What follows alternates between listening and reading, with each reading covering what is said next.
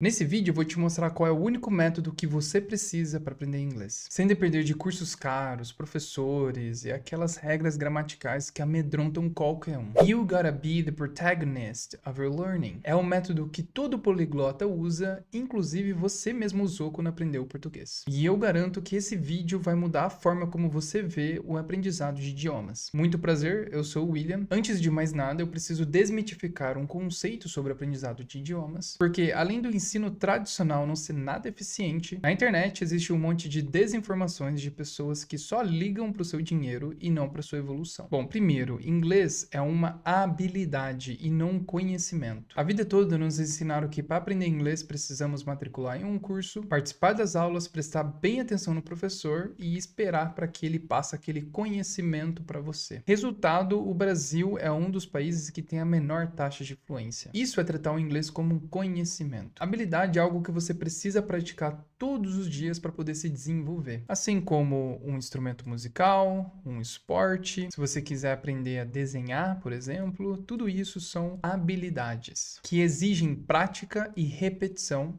E não é diferente com o inglês. Um idioma ele é composto por algumas habilidades que você precisa praticar. Essas habilidades são separadas em dois grupos: a linguagem passiva e a linguagem ativa. A linguagem passiva, o seu cérebro está recebendo informações. Você está passivamente absorvendo essas informações através do reading, que é a leitura, e do listening, que é a escuta. O listening é a habilidade de você escutar e conseguir entender aquilo que você escutou. Já a linguagem ativa, você não está mais passivamente absorvendo, você está ativo. É você que está produzindo informações dessa vez. Através do speaking, que é a fala, e do writing, que é a escrita. Além desses conjuntos de habilidades, o idioma também é composto por esses componentes essenciais, sendo eles vocabulário, gramática e pronúncia. Mas relaxa, don't feel overwhelmed. Não se sinta sobrecarregado. Sei que vendo dessa forma pode parecer algo completamente complexo, difícil, né? Você dominar 7 componentes, 7 elementos, mas na verdade é muito simples. O idioma ele é composto por esses 7 elementos, mas você só precisa de 2 deles. Uma vez que você praticar sistematicamente esses 2 elementos, os outros 5 vão vir naturalmente. É só pensar um pouco como uma criança aprende o idioma materno dela. Por exemplo, se você começar os seus estudos,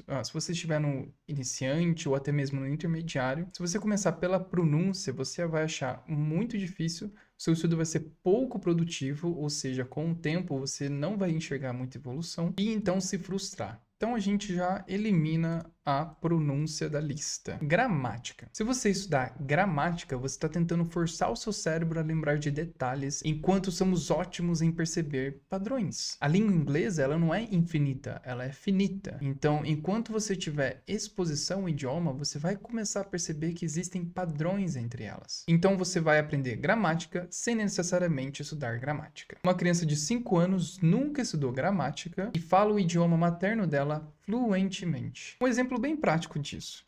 Vamos supor que você está estudando e você encontra a frase the blue car.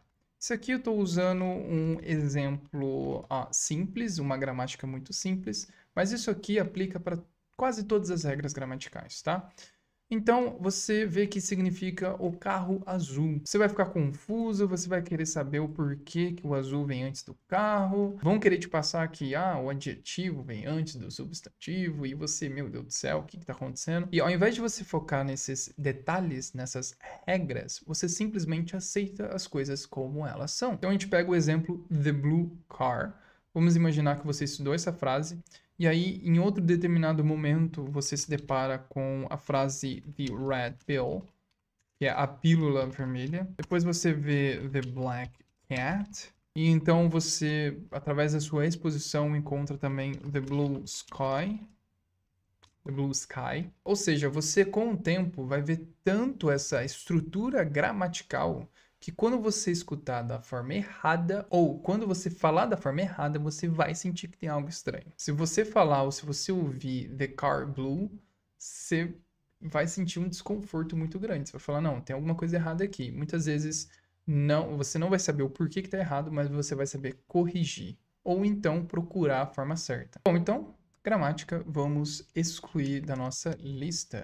Você vai já estar estudando ela acoplado em outras coisas, tá? Você focar em writing também é uma besteira muito grande, não faz o menor sentido. Uma língua diferente tem escrita completamente diferente, você não tem vocabulário e nem gramática para poder escrever. Um analfabeto, por exemplo, não desenvolveu a sua habilidade de escrita, mas não é por isso que ele deixa de ser fluente no idioma materno dele. Então, writing a gente pode tirar. Speaking, esse aqui é polêmico. Um outro erro fatal é focar na fala. Não tem como você falar uma palavra que você não sabe o significado dela. Você pode até falar, mas isso não vai ter nenhum efeito. Não tem como você forçar a falar se você não entender o que te falam. Imagina o cenário, você decorou aquelas frasezinhas prontas como I'm from Brazil, I am William, my name is William, how are you? Mas quando falam algo para você, você não faz a mínima ideia do que falaram. Como que você vai responder? Voltando em como uma criança aprende a língua materna dela, antes de falar a sua primeira palavra, que acontece com mais ou menos 2 anos de idade, ela passou o período de gestação até completar esses 2 anos, fazendo muito,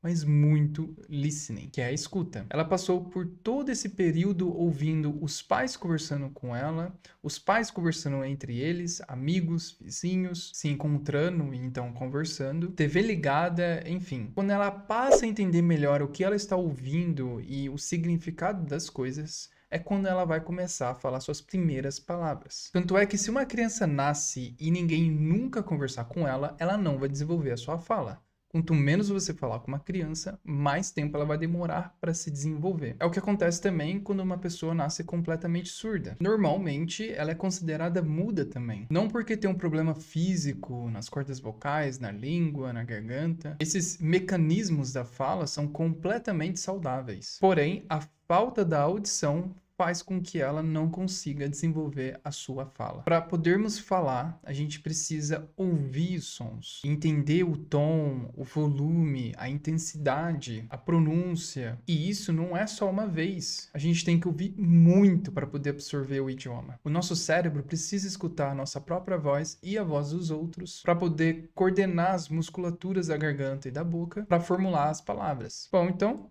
tirando o speaking, isso nos deixa com alguns sobreviventes, que é o reading, listening e vocabulário. Principalmente listening e vocabulário. O reading a gente acaba estudando ele e praticando ele por consequência desses outros dois. Para facilitar o seu aumento de vocabulário, eu criei esse dicionário interativo. Ele é organizado por categorias de palavras. Então, por exemplo, aqui o substantivo, temos parte de casa, temos os vocabulários de cozinha. Então, como você pode ver aqui, temos o básico, substantivo, adjetivos, phrasal verbs, temos expressões. E você já deve saber que não se deve estudar palavras soltas. Então, você precisa dela sendo usada em contexto. Então, por exemplo, se a gente pegar aqui even, ele vai ter a tradução.